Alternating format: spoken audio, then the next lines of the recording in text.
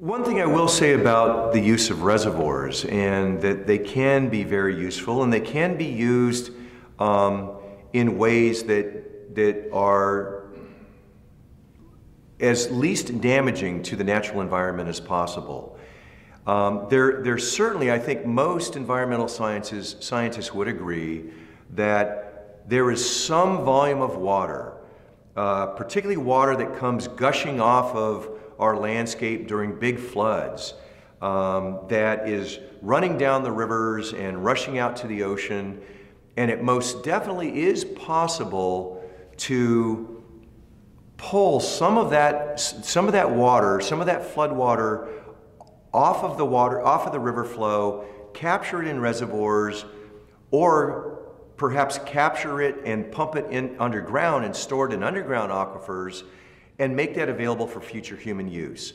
So there really is a way to utilize infrastructure like reservoirs in a very sensible way that does the least possible environmental damage, that can be cost effective, and can bolster our water supplies. So I think the two big challenges that we face, to be simplistic and perhaps at the risk of oversimplifying, with our management of water, is to first determine how much water we can remove from any water source, from any river, lake, or groundwater aquifer, and how much water we actually need to leave alone to support the natural ecological systems and the food supplies that those natural ecological systems provide us, and the recreational benefits that we derive from those systems. So there's a portion of the water that we need to think about reserving from use, that we need to just leave it in place in the natural ecosystems, flowing downstream in the lakes and what have you. And then for that other portion of the water that's available and being naturally replenished by the rain and snow year after year, then we have to get smart about what's the best use of that portion of the water supply. And in thinking about that, we certainly need to think about the need to make sure that everybody has adequate access to fresh, clean drinking water supplies for their basic human needs, for their cooking, their showering, for perhaps the growing of their gardens to provide their subsistence food supplies. We need to make sure that we're taking some portion of the available water from every water source and making sure that everybody has affordable, ready, safe access to their basic water needs. But then what are we going to do with the rest of the water? Well, we haven't been very thoughtful about that. And in fact, a lot of the water that is available to us, we've been using in fairly wasteful ways. We've been using it in ways that perhaps aren't very efficient, that perhaps aren't the smartest way to use the water from an economic perspective. And unfortunately, many of our water management or water allocation systems are so archaic and so rigid and so difficult to change that we end up with people continuing to use water in wasteful ways or in ways that don't generate a lot of economic value, and yet there is no way to change the way that water is being used. There's no way for us to, for instance, trade the rights to use that water, for us to be able to better share that water that's available.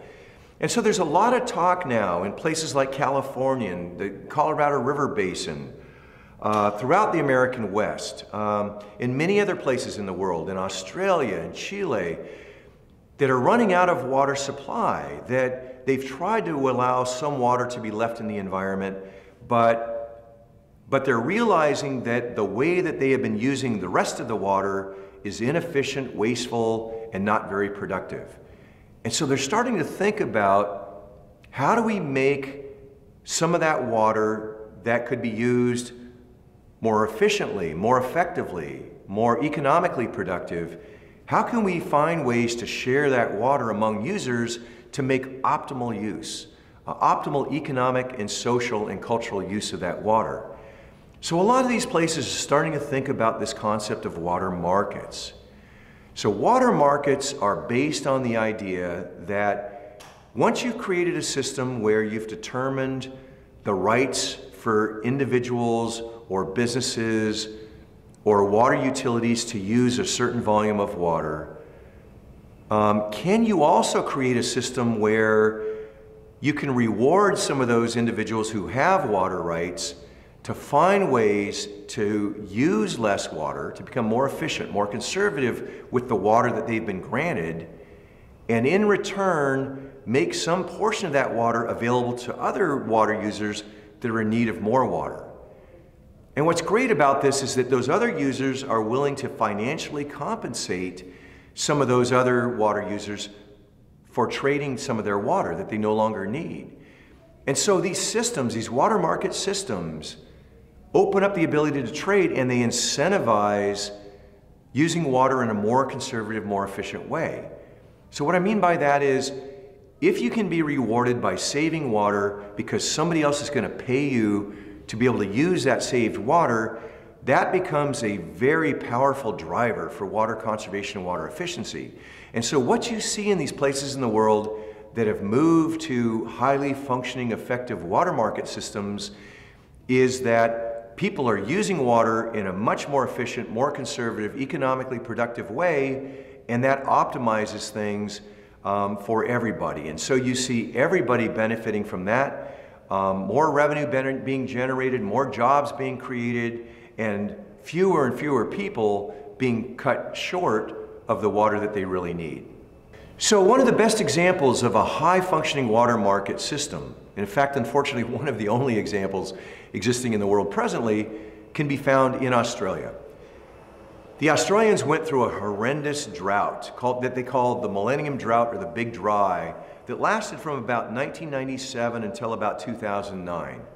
During that time period, the rainfall dropped to unprecedented levels. They had half or only 40% of the water that they were accustomed to having and using on average.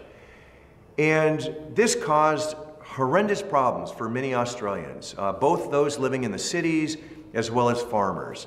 Many farmers went out of business. They just simply didn't have enough water to grow their crops. They didn't have enough water to grow the feed necessary to feed their livestock. And so it created really serious problems socially and economically throughout much of particularly the west and the southeastern part, the eastern and the southeastern part of Australia. And so they first started to learn how they could use less water. Everybody tried to get by with using less water. But then they also realized if they could share water better, that could have a lot of benefits. So they changed a lot of the rules about how you could use your water rights, your water entitlements. And they created the opportunity for water entitlement holders to save some portion of their water and then make it available to other water rights holders that just simply didn't have enough entitlement to water to meet their needs.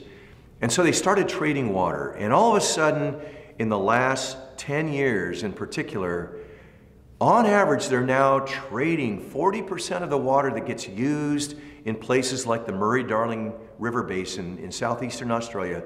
40% of the water being used each year is getting traded in this water market system. And so the farmers in the towns have gotten to be really smart about, in each year, am I going to have enough water in my water entitlement to get me through? Or am I actually going to have more water than I might need? And could I make some of that surplus water available to other users and become financially compensated for that? So what we like to say is the farmers in particular are learning to use less water to grow their crops. And so they're producing crops, but at the same time now, they're growing water. They're actually producing water that they can become available to others because they no longer need it, because they're becoming more efficient with the way that they irrigate their crops. And so it's a very important way to create opportunities when you don't have a lot of other water options, when it's too expensive to build new infrastructure, when you've exhausted a lot of other possibilities for meeting your water supply needs, the institution of a water market and creating these opportunities for trade and rewarding people that can use less water has proven to be a very, very promising way to get your way out of a water shortage or out of a water scarcity problem.